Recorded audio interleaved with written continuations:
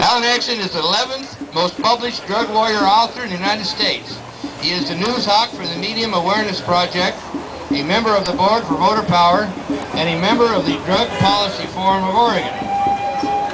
So, anyway, and a forklift driver, ex-forklift driver.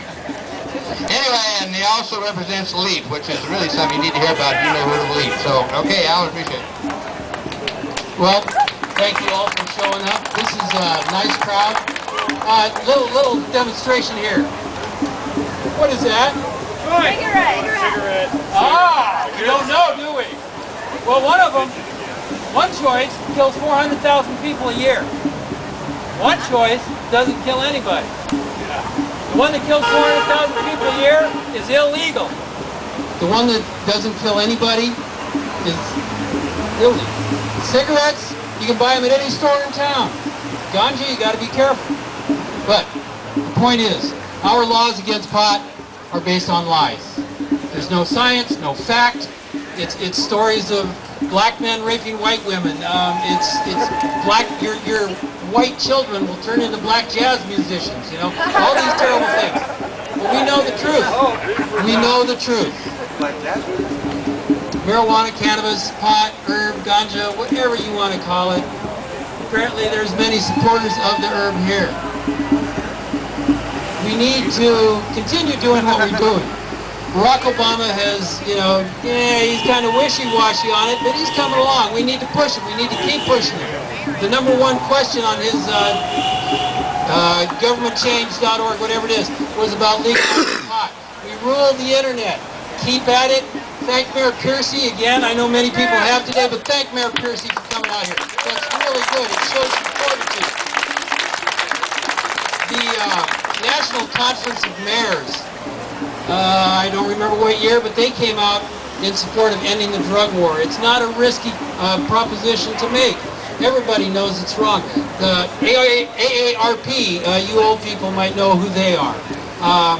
They did a poll a couple years ago. 75% of their members support medical marijuana. And that's people 55 and older. Now, I'm only 35, so I can't join. But it's, the science is on our side. Prohibition. This shirt I'm wearing. Law Enforcement Against Prohibition is a group of former cops. The group is now 5 years old. They have close to 20,000 members. They have several hundred speakers that are all cops, judges, DEA agents that go out into the community, Rotary clubs, Elks clubs, and they give speeches against prohibition. Because that's what this is the new prohibition. And just like alcohol prohibition, drug prohibition, it failed. We don't have Al Capone, but we've got, the meddling cartels. We've got cartels growing pot in California. We've got cartels growing pot in Oregon and Utah and Nevada, Arizona, Tennessee, and Kentucky. Foreign cartels are now growing their pot here instead of smuggling it across the border.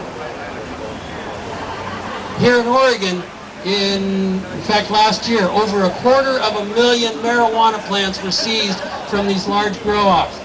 Some of them with over 10,000 plants. And they're growing these in our national parks, they're growing them in our forest land, BLM land, and yet our Oregon police are up in Salem telling us that, well, we got to undo this medical marijuana program. There's some abuse going on here.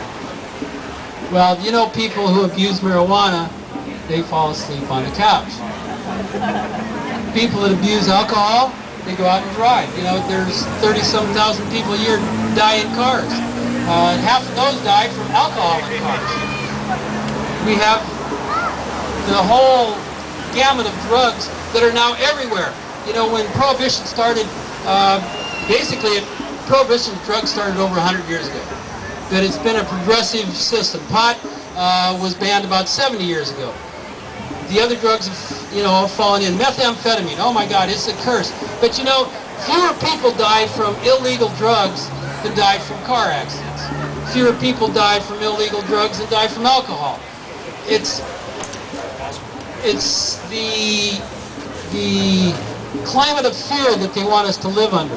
That's what makes politicians not come out to these things. That's what makes doctors not want to sign our registration forms for our medical marijuana program. And truthfully, we really don't need the medical marijuana program.